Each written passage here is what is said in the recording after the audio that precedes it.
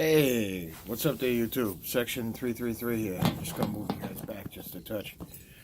So, it is Friday, and it is Friday Savinelli. I missed 320 Thursday, but it's Friday Savinelli. So, you know what? I am smoking my Friday Savinelli. This is not a box opening, as you can tell from the title. This is the osacar rustic pipe in I believe the 614. I believe Sergeant Savinelli would call this one of his Savinelli saxophones. I believe. I'm not sure what shape his saxophones are.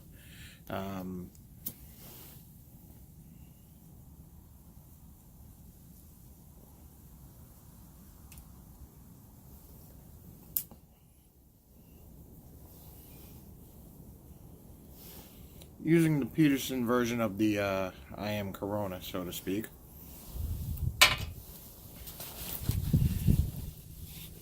Which I find I always put that in my pocket for some reason. So just tamp this down. And as you can tell from the title, what I'm smoking today is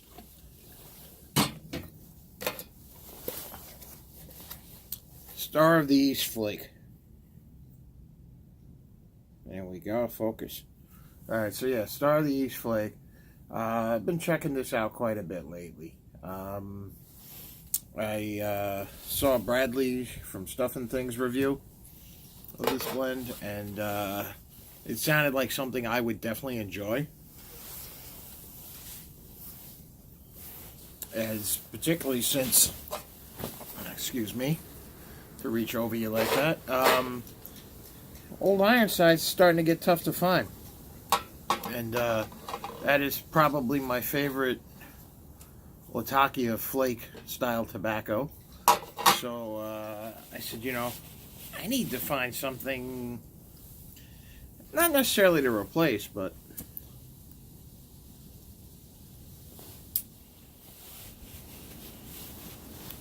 maybe to supplement. And while these are very similar blends in blend type, and they're both good, they're very different blends.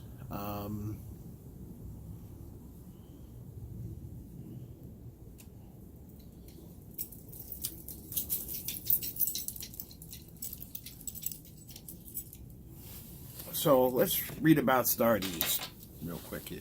Let's get my eyes on here.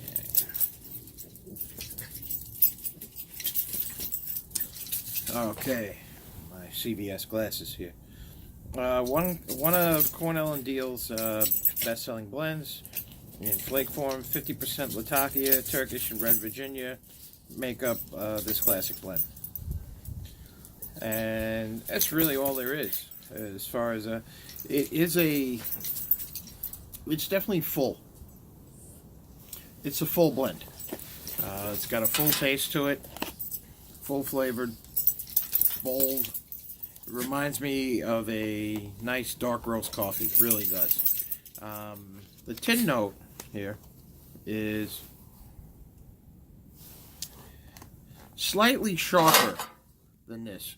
I believe I said this one had a sweetness and almost a cinnamon quality to it, whereas this smells a little bit more like a chemical, but in a good way, a very, very good way. The sweetness is there. You definitely get some sweetness, but you really get a lot of Latakia here, or Latakia in this. This is how it looks. It's a broken flake for the most part. There's no real intact flakes in it from what I can see. So it's like a ready rub.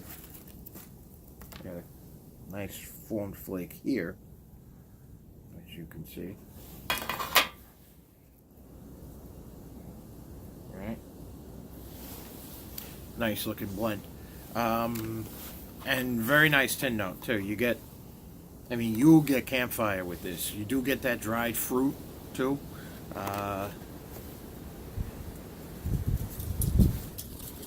It's windy out here today, folks. It's cold too. It is actually cold, but I don't mind. Actually, I actually prefer the cold weather. We'll, so that's it on that. Good stuff so far. And flavor-wise,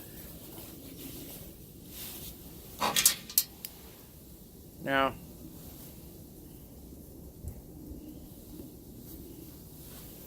the smoking mechanics are fine, but it does require the occasional relight.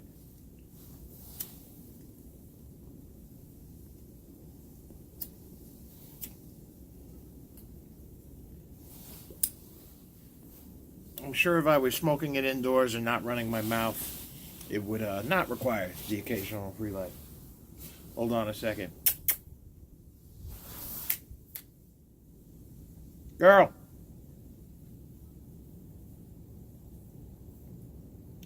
Hey.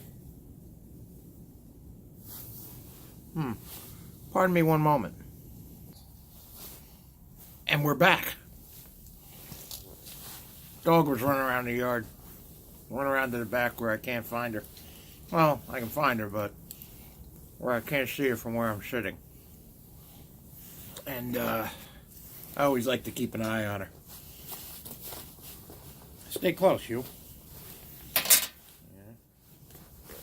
It's odd. Usually she comes right back.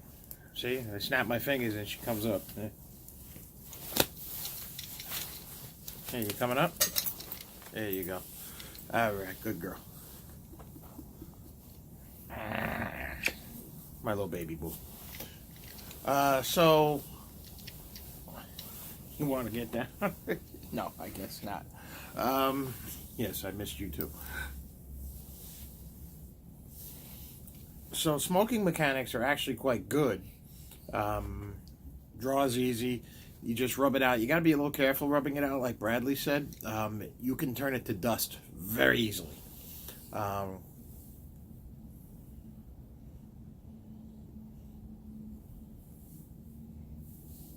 But it is relatively moist. It's actually got like the perfect moisture to it when you start out.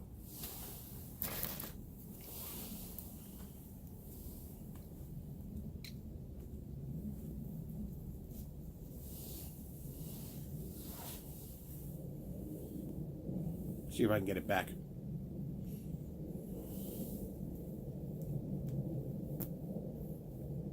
Here we go. I actually like this Oscar rustic pipe. It's got one of the most interesting stems, but you got to look at it closely. And I'm a big fan of when you see little things, you know, of minutia, I guess.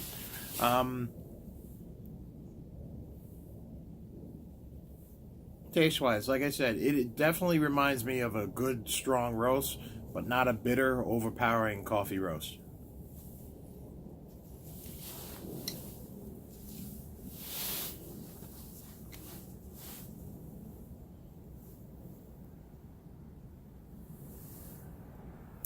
I imagine this would go very well with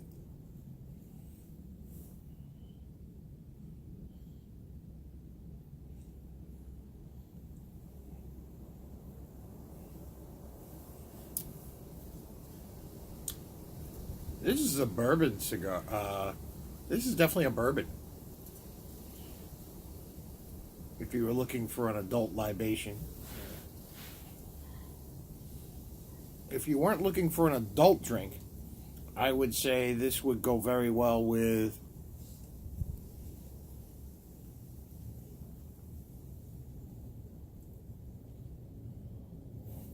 a nice cold Dr. Pepper. Seriously, yeah.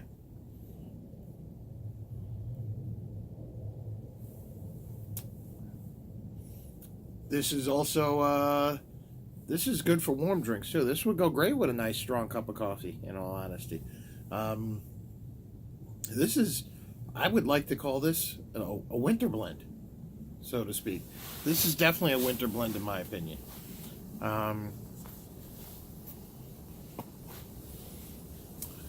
The rum note of it, you see me chasing the fumes. The rum note on this is definitely you definitely have the Latakia. It's a campfire.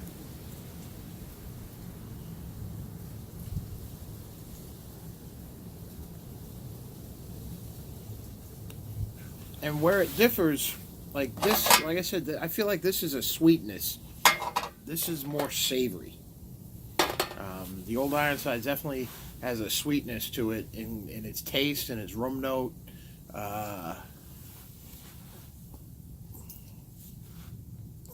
Old Ironside is like a black cup of coffee with 2 sugars, let's say.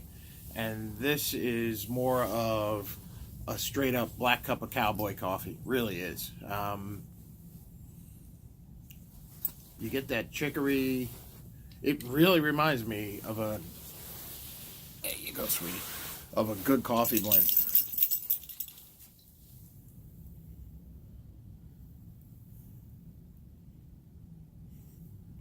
It's not bitter or sharp tasting. It's rounded, but it's definitely strong. Like you get it in there. I think this is a more refined version, and I think there's more Virginias in here than you would have in this.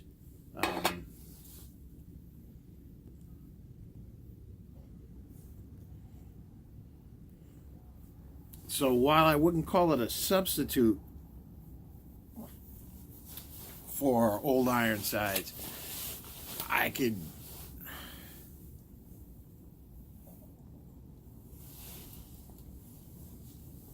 see, it went out again. I would definitely call it a competitor. And to me, I think it would just come down to personal preference.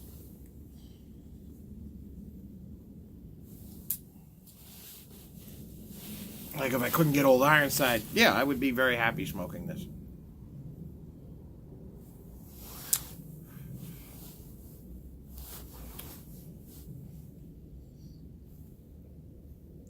Yeah, that's how I feel with this. Is that if I couldn't smoke Old Ironside, I would be very contented to smoke this particular blend. This is checks all the boxes, so to speak. Latakia flavor, good rum note, good tin note. Of course, this rum note might be offensive to people who don't like cigar smoke, or rather pipe smoke in this case. I haven't smoked a cigar in years. It's almost 10 years since I smoked a cigar now.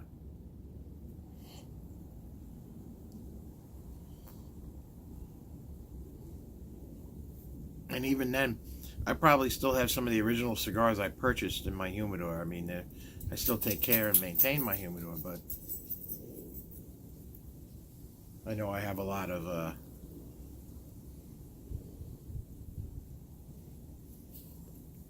them left that I've done that I just haven't smoked. I usually give them to guests when they come to visit, in all honesty. Now this,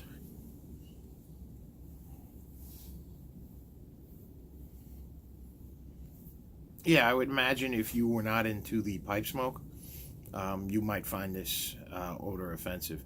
But if you were like an outdoors person and you really like the smell of a campfire or a woodsy fire, I think you would definitely enjoy this scent. It's definitely less offensive than any cigar you would smoke, or cigarettes for that matter.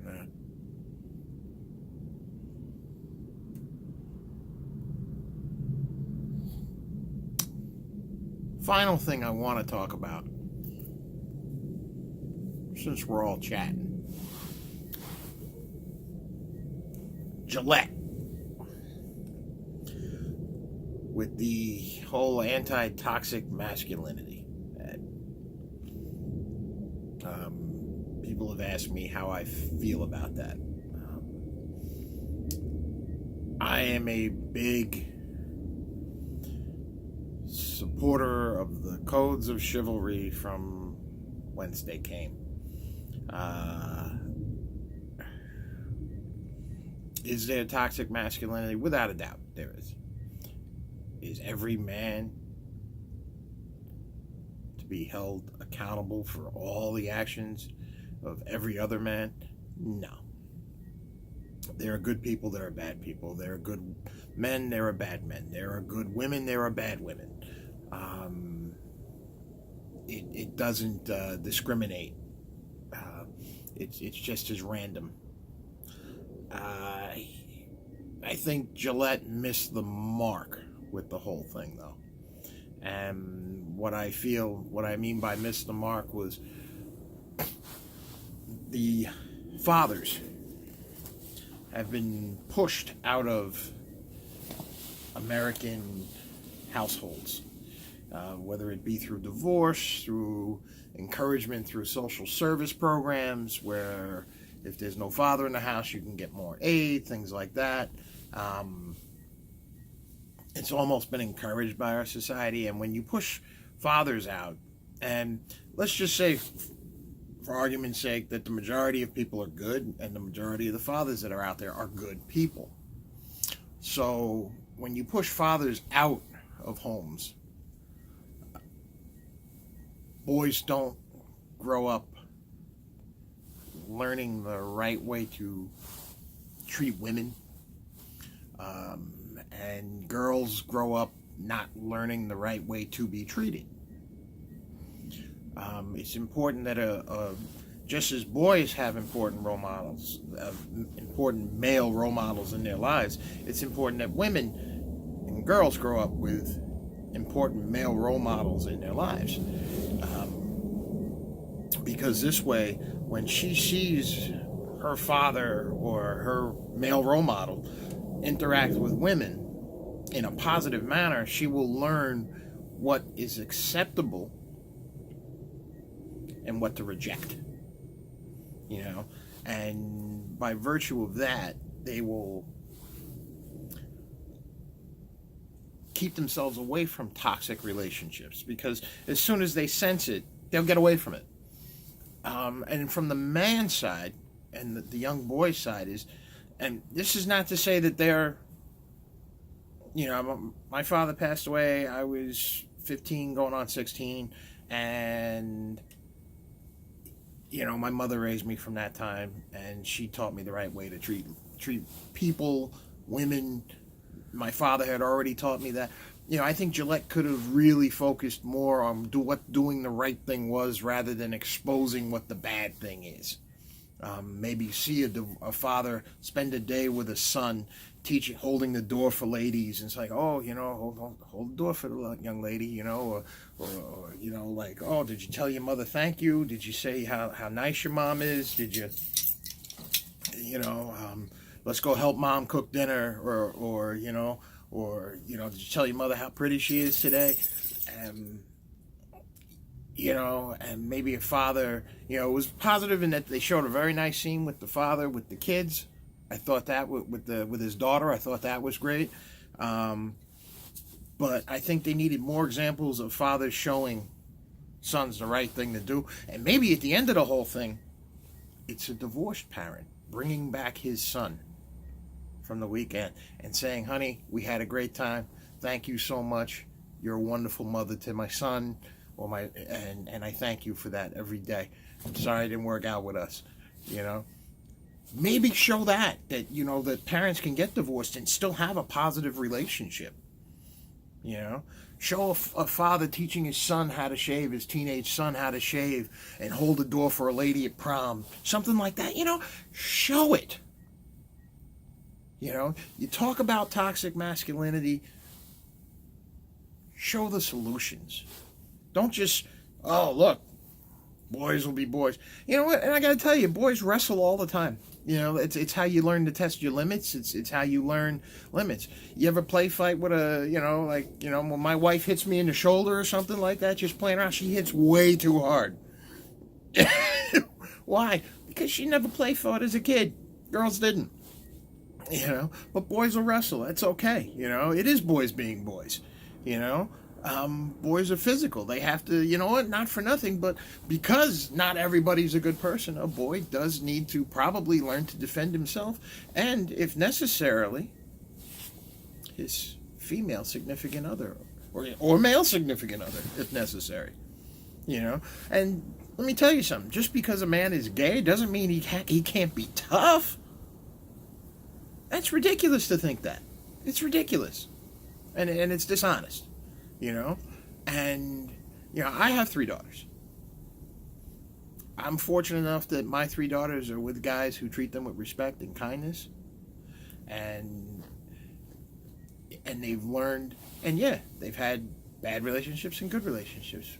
And now they're all in good relationships, and that's a wonderful thing, you know? But I always show their mother respect. That is the most important person in my life, you know. Yeah, you know, and you know, maybe you show young men treating their wives with respect and treating their mothers with respect, so that you can push the right narrative. That's where I think Gillette missed. All right. On that note, started East Flake by Cornell and Diehl. It's a great tobacco. I highly recommend you try this stuff out. All right? Section 333, signing out. Enjoy your weekend.